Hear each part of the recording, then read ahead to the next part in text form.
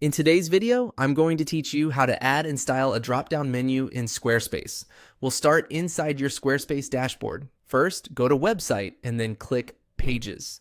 This is where you manage the structure of your site navigation, including what appears in your main menu. Once you're in Pages, look for the main navigation section. Click the plus icon there to add a new item.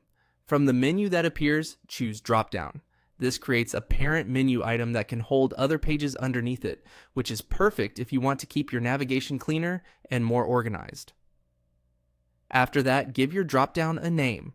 Choose a label that clearly describes the pages you plan to place inside it, so visitors can understand what they'll find when they open the menu. Next, go to the Not Linked section and drag the page you want directly onto the dropdown. When you drop it into place, that page becomes part of the dropdown menu. This is a simple but important step because it's what turns a regular page into a submenu item.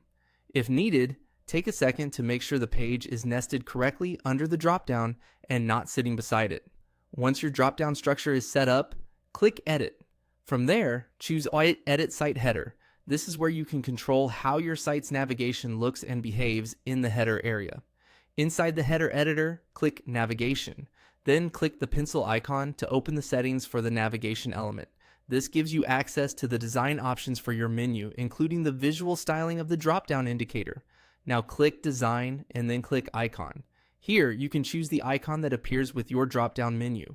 Select the icon style you want to use. This small detail can make your navigation feel more polished and easier for visitors to understand, since it visually signals that the menu expands.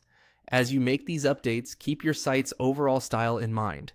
Try to choose a drop-down name and icon style that fit the rest of your branding and make navigation intuitive. Clean, consistent menus help users find what they need faster, especially if your site has multiple pages. And that's it. You've now added a drop-down menu in Squarespace and styled its icon through the site header settings.